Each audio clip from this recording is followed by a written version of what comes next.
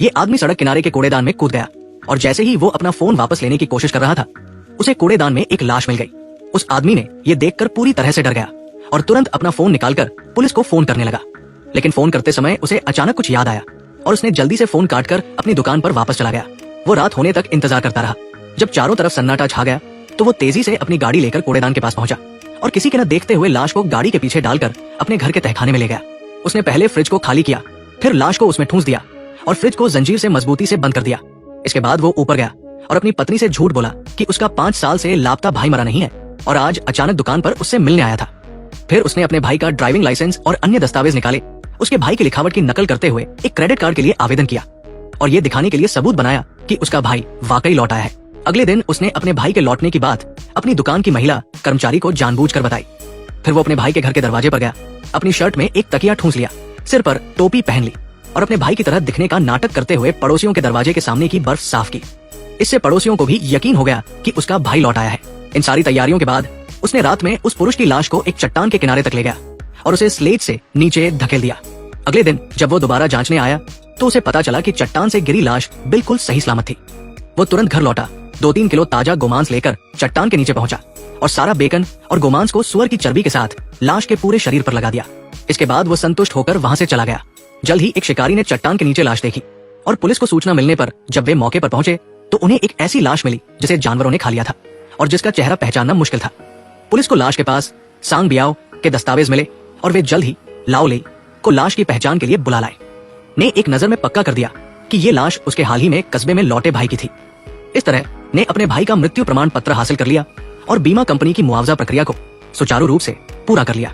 वो लाखों के मुआवजे से बस एक कदम दूर था, लेकिन तभी अचानक एक परेशानी खड़ी हो गई। एक संघ की बीमा कर्मचारी जिसका नाम शियाओ फैन था को पता चला कि ने मुआवजा प्रक्रिया पूरी कर ली है। उसे कुछ गड़बड़ लगा और वो अपने बॉस के ऑफिस में जाकर विरोध जताने लगा।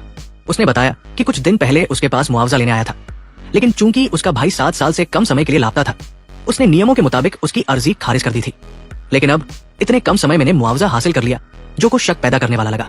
वो की दुकान पर गया और की अचानक मौत के बारे में जानना चाहा, लेकिन की नजरें चुराने और सहयोग न करने की हरकत ने उसे और संदेह में डाल दिया। फिर उसने के पड़ोसियों से पूछताछ की कि क्या उन्होंने हाल में को देखा था। पड़ोसी का जवाब सुनकर वो हैरान रह गया। पड़ोसी ने बताया कि कुछ दिन पहले ने उसके दरवाजे की बर्फ साफ की थी, लेकिन क्योंकि उसने टोपी पहन रखी थी वो पक्के तौर पर नहीं कह सकता था कि वही था।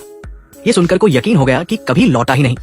उसने तुरंत अपनी कंपनी में की गतिविधियों की जांच शुरू की और पाया कि पिछले कुछ दिनों में ने एक क्रेडिट कार्ड बनवाया था, लेकिन इसके अलावा उसके लौटने का कोई सबूत नहीं था। वो शवगृह में की पहचान दोबारा जांचने की तैयारी कर रहा था, लेकिन ने उससे पहले ही अंतिम संस्कार कर दिया और लाश को दफना दिया। इतना ही नहीं, उसने मीडिया को बुलाकर बीमा कंपनी पर दबाव डालने की कोशिश की ताकि जांच रुक जाए। को पता था कि के साथ कुछ गड़बड़ है, लेकिन पक्के सबूत न होने की वजह से वो परेशान था। उसने फोरेंसिक वीडियो और की समुद्र तट पर खींची गई तस्वीरों की तुलना की और आखिरकार उसे के बीमा घोटाले का सबूत मिल गया। इसी बीच अंतिम संस्कार के बाद घर लौटा तो देखा कि 2 अजनबी उसके घर में घुस आए थे और उसकी पत्नी को बांध रखा था। उन लोगों ने बताया कि वो लाश उन्होंने जानबूझकर कूड़ेदान में फेंकी थी ताकि उसे ठंडा करके अपने मालिक को सौंप सके और अपने काम का सबूत दे सके, लेकिन ने गलती से लाश ढूंढ ली और उसे बीमा के लाखों रुपए हड़पने के लिए इस्तेमाल कर लिया। उन्होंने से लाश वापस मांगी और इसके लिए $50,000 की मांग की, वरना वे उसकी पत्नी को नुकसान पहुंचाते। लेकिन सर्दी और बर्फ की वजह से जमीन खोदना मुमकिन नहीं था। अपने भाई के घर गया और वहां रात बिताने की कोशिश की, लेकिन तभी उसका 5 साल से लापता भाई अचानक लौट आया और उसे देखते ही मारपीट शुरू कर दी। उसे बुरी तरह पीटने के बाद ने कुछ अखबार उसके सामने फेंके और पूछा कि ये सब क्या है। को पता था कि उसका भाई कोई नरम दिल इंसान नहीं है, इसलिए उसने सारी बात सच सच बता दी, लेकिन मुआवजे की रकम को 5 लाख रुपए बता दिया। ने आधा हिस्सा मांग लिया। दोनों भाइयों ने मोलभाव के बाद सौदा तय किया। अगले दिन वे पत्नी को छुड़ाने की तैयारी कर रहे थे, लेकिन तभी गुस्से में के पास पहुंचा और उसे धोखेबाज कहकर कंपनी ले गया।